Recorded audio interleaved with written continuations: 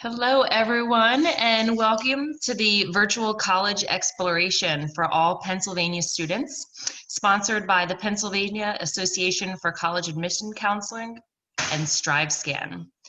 PACAC is a nonprofit association comprised of more than 1,200 school counselors, college admission counselors, independent education consultants, and other professionals responsible for guiding students through the important transition from high school to post-secondary options. Today, I want to thank the Moore College of Art and Design for joining us, and a few housekeeping announcements before we get started. You can see that there is a Q&A button. This is an area for you to type any questions to the presenters. You can type this and use it at any time. Your camera and microphone will be turned off, so the panelists won't be able to see or hear you.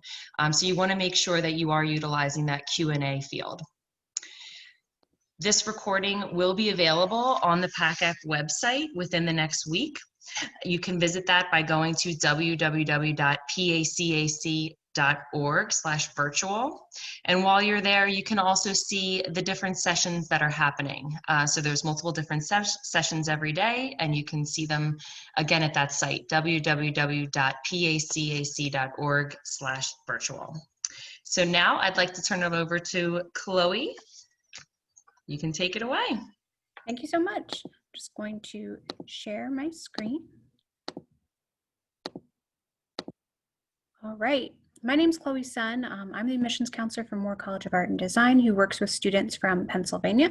I'm going to talk a little bit about Moore, our history, our application process, and then I'll go into kind of what we look for specifically in a portfolio.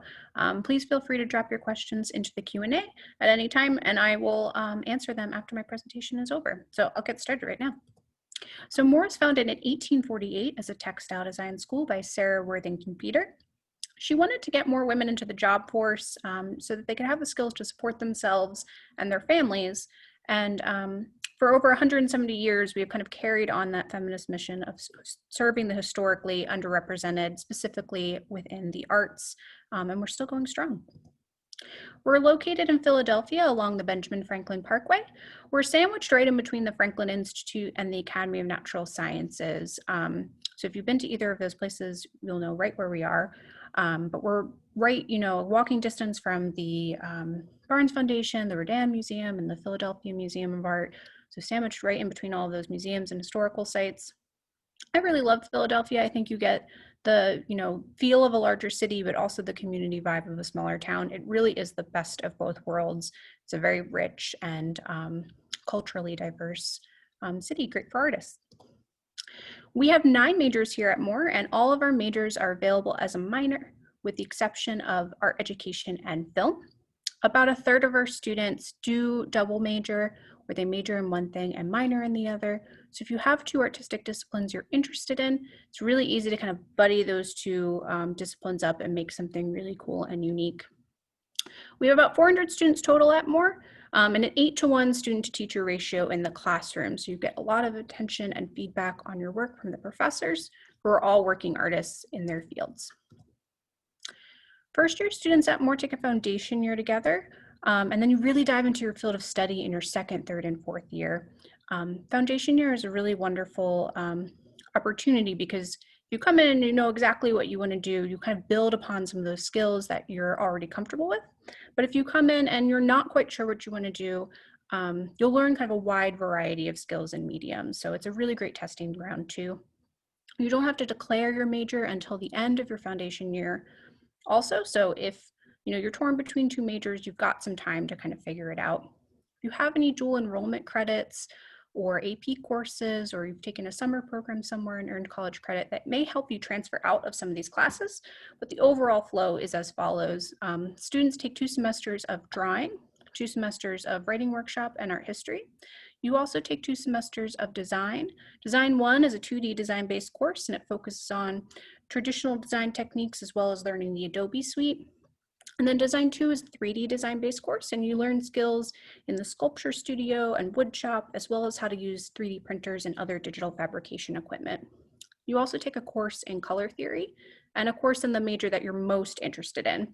And finally, you take 2 semesters of a course called Visual Thinking, which tends to be most of the students' favorite course of the foundation year. It's all about how artists conduct research and how they conceptualize ideas. Each semester is themed, and you can do the assignments in any material or medium you choose. So that's foundation year in a nutshell. We are the only art school in the country that offers a guaranteed paid internship program for all of our students. The internship happens in the summer between your 3rd and 4th year. And our Career Center is really instrumental with helping students kind of buddy up with specific independent artists they might want to intern for, or firms or nonprofits or cultural institutions, depending on what your career interests are. And we've sent people kind of all over. A lot of people stay local to Philadelphia, but we've sent people, to the West Coast and abroad. If you do secure an internship that's a bit further away, we have additional fellowships and funding that you can apply for as well. But every student will get the $1,000 stipend from us. This is just a small sampling of some of the places that we've seen our recent grads go on to work. That Career Center that helps students, find their internships, our alumni get access to those resources for life. So even if, 5 years down the road, you need someone to help tweak your resume or your grant proposal, the Career Center is here to help, and they'll probably still remember you because we're so small and tight knit. So you can see they have connections to a wide variety of like major firms, some local, some more kind of global, but this is by all means not a comprehensive list, just some of the places that our recent grads have gone on to work. So on campus, we don't have any sports or Greek life, but we do have a really robust selection of clubs. It's really easy to create a club here at Moore and kind of team up with other people who have similar interests as you. You just kind of need 2 students who are into the same thing to get started. And in addition to the clubs that we have kind of on the right, which were some of the clubs from last year, we also have student government here at Moore, we have student advocacy group, and we have a student-run gallery. So there's lots of opportunities to get involved in campus and gain some of those core leadership skills. So how to apply? We ask for 3 things as part of the application process. First is your application itself. We're on Common App, and you can apply through our website. We also ask for your transcripts from your high school, and then a portfolio of 8 to 12 pieces of your best work in any medium or style, which I'm going to get into a little bit more in depth in a moment. Essays, letters of recommendation, and resumes, those are all optional. However, as a counselor, I do like to receive them because it helps me get to know you a bit better as a student. And then we've always been SAT or ACT optional, but I think it's important to state now more than ever, if you are unable to take the SATs, the ACTs due to everything that's going on, you won't be penalized in any way if you don't include them. You can absolutely leave them out. They are 100% optional. 100% of our students who are accepted will receive some form of scholarship or merit-based grant. Those range from $5,000 a year to $22,000 a year, and they're renewable all 4 years you're in school, provided that you keep your GPA up. They're based on your GPA, your transcripts, and the quality of your portfolio. So it's really nice. You don't have to do anything extra to apply for them. They're just awarded to you at the time of your acceptance, and you're putting in all that hard work now while you're in high school. Our top tier scholarship is our Visionary Women's Honors Program. It's a $22,000 scholarship that you have renewed every year. And in addition to the hefty scholarship money, it's a really wonderful academically enriching experience. There's 2 pathways to the Visionary program, the academic pathway and the leadership pathway, and students get to choose which pathway they would like to be on. So academic pathway students take honors courses the 4 years they're at Moore, and they conduct research projects. And then leadership students do community outreach within the Philadelphia area, and then they meet together as a group each month to kind of discuss the work that they're doing. So 2 really great opportunities depending on your kind of needs as a student, and a really hefty scholarship. For that scholarship, we're looking for a 3.5 GPA or above and a really strong portfolio. So if that fits your description, you should definitely apply because it's a really great opportunity. So for the portfolio, again, we ask for 8 to 12 pieces of your best work in any medium or style created within the past 1 to 2 years.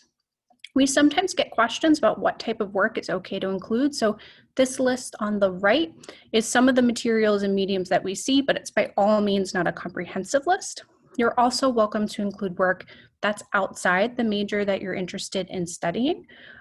So for instance, if you're interested in photography, but you have some great graphic design pieces, totally great to include those as well.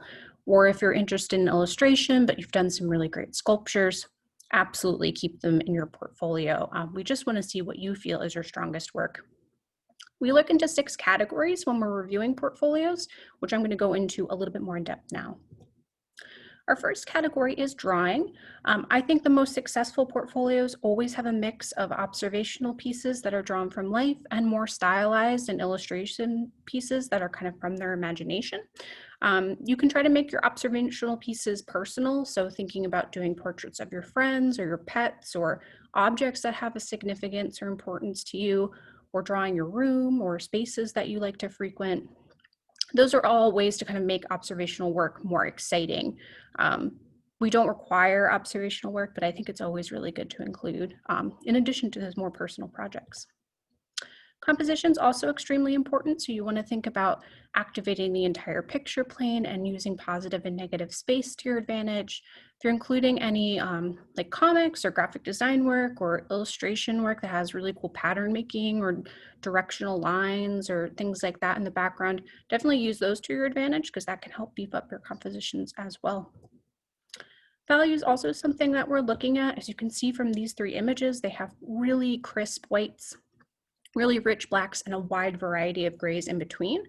And that really helps give these images an all around like impressive punch. So if you're scared about kind of beefing up those values in your work, don't be afraid to practice on a sketchbook or a scrap piece of paper. I know it can get scary putting in some really dark values in there because you're afraid you might want to mess it up. But yeah, just give it a try. And the more you do it, the more confident you'll get with it.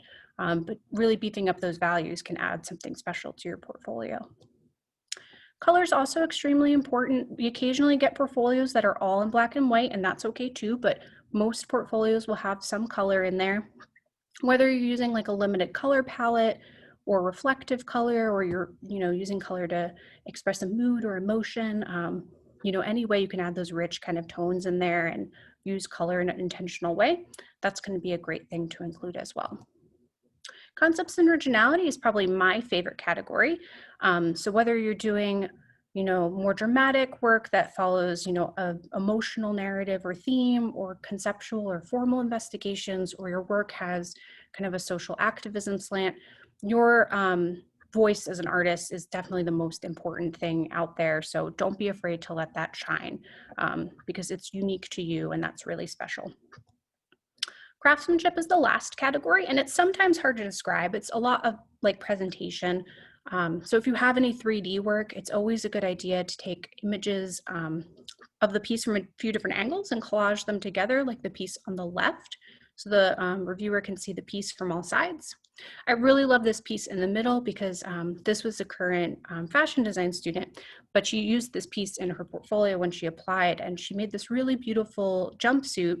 And then she had the model pose in front of a really cool kind of neutral background. So it almost doubles as a fashion design piece and a fashion photography piece. And then if you have any 3D work, like the piece on the right, which is a metal sculpture, just make sure you're using like a plain or very neutral background, like a black, white, or gray. So there's nothing distracting from your work and we know exactly what we're looking at. Some things that are good for practice, but not good for the portfolio, fan art, celebrity portraits, or any images that you've drawn from a photo that you do not own. Great for practice, but as you saw a few slides before, we definitely want to see your own original work and your own ideas. Master copies or works in progress. Again, great learning standpoint, but we definitely want to see more kind of fully finished work. And then anything you've done on lined paper or graph paper, or sketchbook paper that maybe got a little bit damaged, think about redrawing it on a bigger piece of paper and adding color and a full background to make it feel more complete. Some tips for photographing your work. Make sure you're photographing your art pieces in a brightly lit room. Sometimes if your room is a little bit more dim, it can make the images come out blurry. It can be a room with natural light or an overhead light. It just needs to be nice and bright. Make sure that your artwork's not warped, that you're photographing it kind of straight down, or you're hanging it up on a wall, and then crop out anything around your work so that only your piece is present. And the last thing that's worth noting is if you're uploading your work to a site like SlideRoom or something like that, just make sure you're orienting the piece how you want the viewer to see it, because from a viewer standpoint, I can't rotate your piece. So if you submit it sideways, I'll be looking at it sideways. If you follow all those tips, you'll be in good shape. So you might be wondering how to submit your work. You can connect one-on-one with us. I'm the counselor for Pennsylvania. My contact info will be at the end. You can shoot me an email. I'd be happy to schedule a one-on-one with you via Zoom, and you can screen share your work. We can talk about it that way. We'll also be at all the remaining National Portfolio Days throughout the year. Typically, these events are in person. However, this year they're virtual. You can just go to nationalportfolioday.org to sign up. They're totally free. They're most Saturdays and some Sundays from now until the first week of December. And there's a lot of art schools throughout the country and liberal arts colleges that are present. So you can kind of go from virtual booth to virtual booth and get feedback from a lot of different people and a lot of different colleges. So that's a super exciting opportunity, even if you are, a junior or a sophomore. And then the last one that's worth describing is SlideRoom. Most art schools use this website. Our URL is just more.slideroom.com. And with SlideRoom, you can upload images of your work and just write a short description of each piece. And then I, as your counselor, review it remotely. So those are the 3 different options on how to submit your portfolio. The last thing I just wanted to touch base on is we do have 2 programs for high school students to learn from some of our professors. Our first program is the YAW program, the Young Artist Workshops. Those are Saturdays. They're 3 hours long in the fall and the spring, and then on the summer months, they're 1 week long. So they range in topics. There's animation, there's jewelry making, there's fashion design, portfolio prep. It's great if you don't have a long time commitment, and the offerings kind of change each semester. So those are really great. This semester they're virtual, and I would imagine next semester they'll be virtual as well. So it's great. You won't have to trek into Philadelphia. And then SADIE is our Summer Art and Design Institute.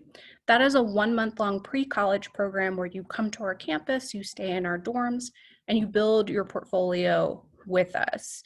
You get college credit for completing SADIE, and if you apply to more, we waive your portfolio because we know you made it with us, and then it's super great. And if you end up attending more in the future, you get a small scholarship for being a SADIE alumni. So that's a really great taste of art college experience, but a little bit more of a time commitment. So 2 kind of great options if you're in high school and you want to start kind of poking around with art schools and seeing what they're all about. But that's enough for me. Again, my name is Chloe Sun. I take care of all students from Pennsylvania. So if you apply to Moore, I'll be your counselor. My email is just csun@moore.edu, and then you can text me anytime at the number on the screen. I'm going to just open up the Q&A to see if we have any questions.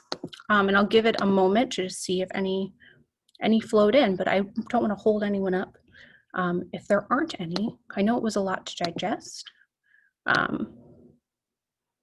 All right, doesn't look like there's too many questions. So I think I'll pass it back to our friends at PACAC. Thank you for listening to me and hanging out with me today. I hope you found this informative. And if you need anything or you'd like any informal portfolio feedback at any time, please feel free to shoot me an email. I love looking at student work and I love helping people. So you're not a bother at all. I'd be happy to help in any way I can, but hope to see you soon. Thanks so much.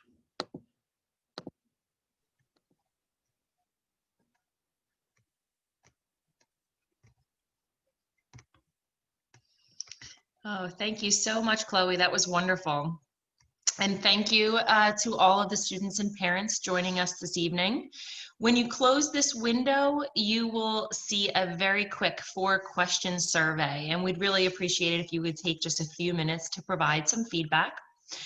In about a week, you'll be able to see this session's recording online. You can go to our website at www.pacac.org to view that. And while you're there, you can see the other sessions that are being hosted. So be sure to sign up for additional sessions whenever it fits your schedule. So again, thank you, Chloe, and thank you everyone for joining us, and have a wonderful evening. Thank you. Take care. Bye.